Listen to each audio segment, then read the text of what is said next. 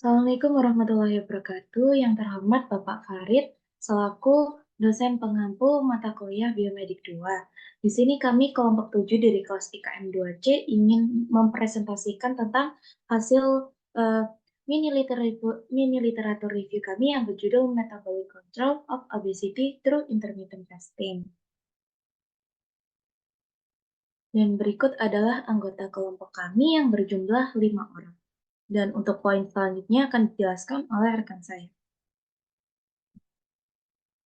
Baik, poin yang pertama di sini ada pertanyaan. Pertanyaan ini kami ambil dari sumber materi yang telah kami dapatkan, yaitu tentang metabolisme karbohidrat, protein, dan juga lemak.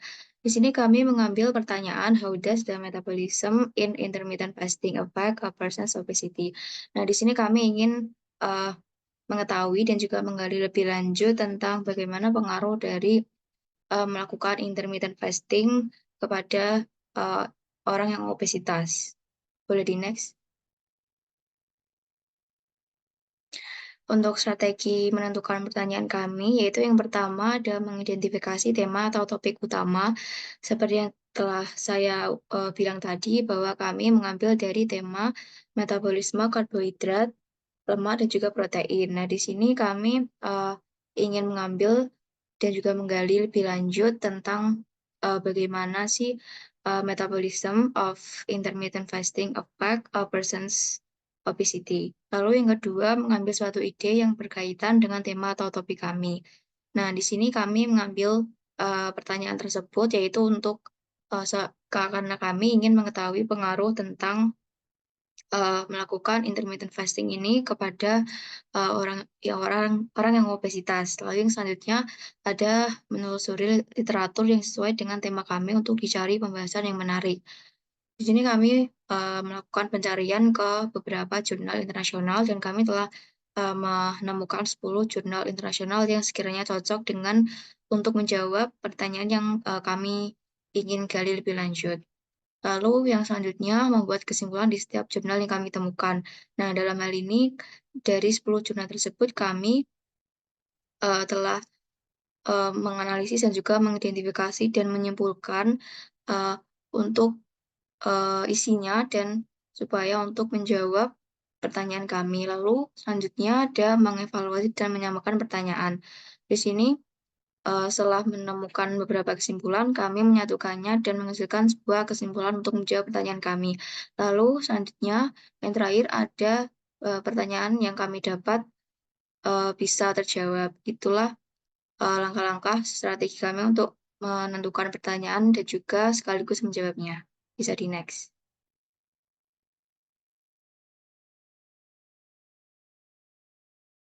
Strategi pencarian literatur. Yang pertama yakni menentukan kata kunci dan sinonim. Untuk kata kunci seperti metabolic control, obesity, intermittent fasting. Dan untuk sinonim seperti time restricted eating, weight management, dan metabolic regulation. Yang kedua yakni memilih database yang kredibel seperti Google Scholar, PubMed, dan Scopus. Dan di sini kami menggunakan Google Scholar karena kami lebih terbiasa menekan sumber ini. Yang ketiga yakni menggabungkan kata kunci dengan teknik boolean untuk memfokuskan pencarian. Contohnya metabolic control and intermittent fasting and obesity. Yang keempat yakni menyaring artikel berdasarkan relevansi tahun publikasi, yakni 5 tahun terakhir, dan jenis studi tempat artikel dipublikasikan untuk memastikan kualitas dan kredibilitas artikel. Yang kelima yakni membaca abstrak dari artikel yang relevan untuk menentukan apakah artikel tersebut layak untuk dibaca lebih lanjut.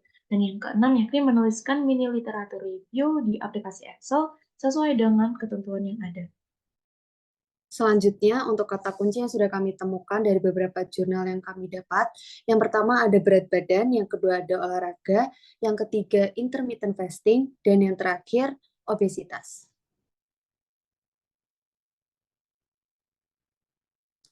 Selanjutnya ada strategi menentukan kata kunci dari jurnal yang kami dapatkan. Yang pertama, menentukan topik yang relevan dengan tema yang telah ditetapkan.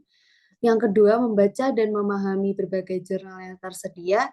Yang ketiga, merumuskan masalah yang ingin diselidiki.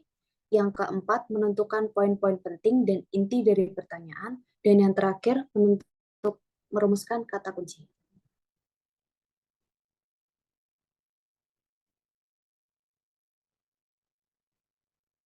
Berikut beberapa jurnal yang kami dapatkan, jurnal internasional, bisa dilihat ada 10.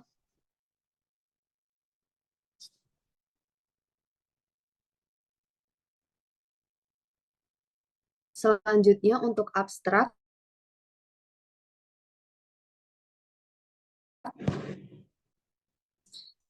seiring dengan meningkatnya angka obesitas secara global, modifikasi pola makan merupakan faktor penting yang dapat dimodifikasi untuk mengelola MAD-S.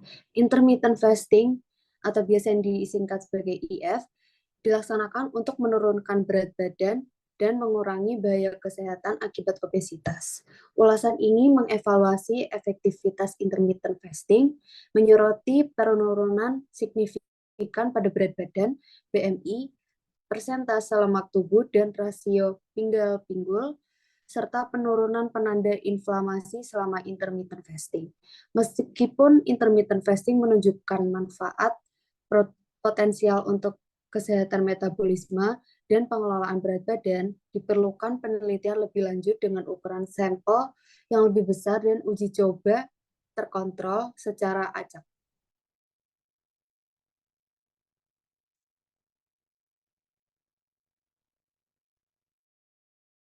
Selanjutnya ada introduction. Dari 10 jurnal berikut bisa kami simpulkan yaitu kelebihan berat badan dan obesitas terjadi ketika terdapat akumulasi lemak yang berlebihan, baik secara global, regional, atau dalam organ sebagai lemak ektopik, yang meningkatkan risiko hasil kesehatan yang merugikan. Intermittent fasting atau yang biasa disingkat F, pola yang bergantian antara periode puasa dan makan yang telah menunjukkan potensi dalam pengelolaan obesitas. Intermittent fasting sangat berkaitan dengan metabolisme. Ini meningkatkan sensitivitas insulin dan mengurangi resistensi insulin, membantu dalam regulasi glukosa darah juga. Artikel ulasan ini akan merangkum efek puasa dalam metabolisme manusia dan memahami hubungan antara IF dan metabolisme sangat penting untuk mengembangkan strategi pengelolaan berat badan yang efektif.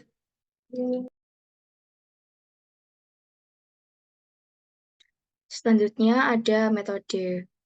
Untuk metode penelitian yang penulis baca, itu menggunakan metode tinjauan pustaka, yaitu metode penelitian umum yang digunakan untuk mengevaluasi, mengidentifikasi, dan mengonsistensi informasi yang relevan mengenai topik penelitian tertentu.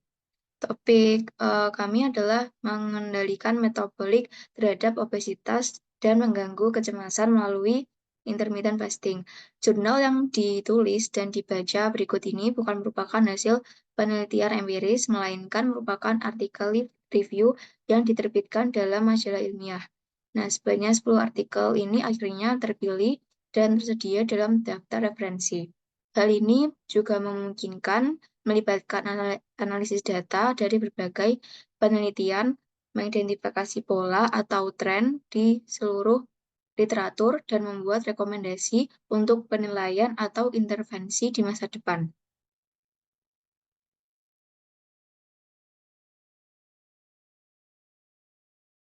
Baik, untuk bagi soal action, intermittent fasting diterapkan untuk menurunkan berat badan dan mengurangi bahaya kesehatan disebabkan oleh obesitas. Dalam jurnal pertama yang kami ketemukan, disebutkan bahwa dalam studi terbaru terdapat semakin banyak pandangan berbeda tentang tingkat penurunan berat badan yang disebabkan oleh intermittent fasting. Puasa intermittent ini mengacu pada pola makan yang menargetkan periode waktu tertentu yang banyak diterapkan, yakni pola puasa 16:8. Pola diet yang dikenal dengan intermittent fasting saat ini itu mampu menurunkan berat badan dan memiliki dampak baik terhadap metabolisme tubuh. Puasa ini dapat mempengaruhi metabolisme tubuh secara signifikan, terutama pada individu dengan obesitas. Bagaimana sih metabolisme tubuh berubah selama puasa dan bagaimana hal ini dapat membantu mengatasi obesitas? Pada individu obesitas, kadar insulin seringkali tinggi karena resistensi insulin. Saat berpuasa, kadar insulin dalam darah menurun yang memungkinkan tubuh untuk lebih efektif membakar lemak sebagai sumber energi. Penurunan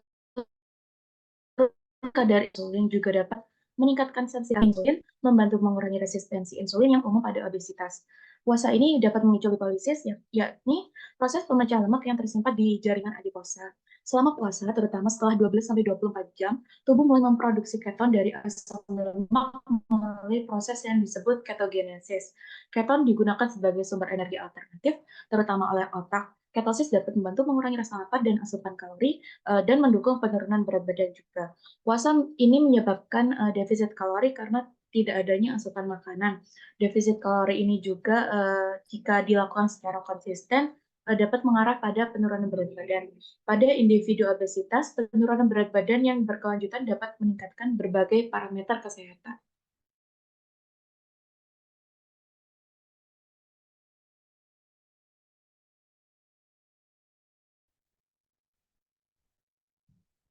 Selanjutnya di kesimpulan akan dibahas 3 poin utama, yaitu ada kesimpulan jurnal, kesimpulan tentang limitation, dan juga tentang rekomendasi. Untuk yang pertama, pada kesimpulan dari jurnal-jurnal yang kelompok kami telah jadikan sebagai referensi, kelebihan dari berat badan atau berat badan berlebih atau obesitas itu adalah kondisi yang ditandai dengan penumpukan lemak yang berlebihan pada anggota tubuh.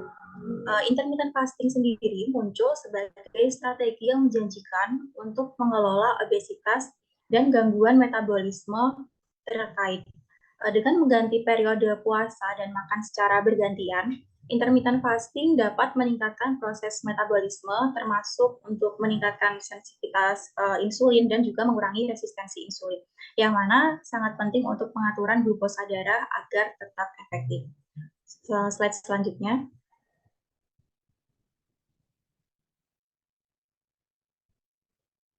Di sini disebutkan bahwa intermittent fasting juga menunjukkan efek positif pada penurunan berat badan, pengurangan resistensi insulin, dan pergeseran yang menguntungkan pada tingkat leptin dan adiponektin.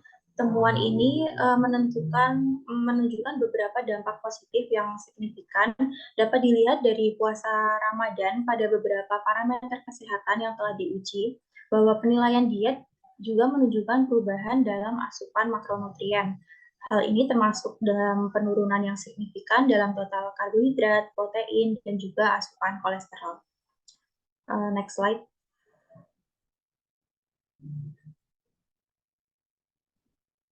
Yang terakhir yaitu rekomendasi berdasarkan temuan penelitian, termasuk dalam kebutuhan untuk studi dengan ukuran sampel yang lebih besar, desain studi acak, meta-analisis, dan tinjauan yang sistematis.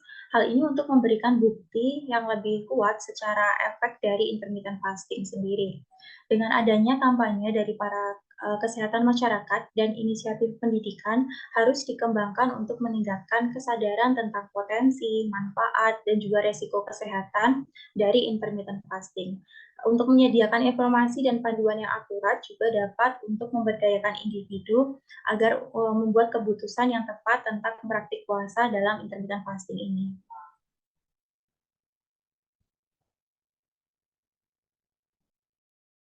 Baik, sekian presentasi dari kelompok 7. Terima kasih atas perhatiannya. Kami ucapkan terima kasih sekali lagi. Kami pamit. Wassalamualaikum warahmatullahi wabarakatuh.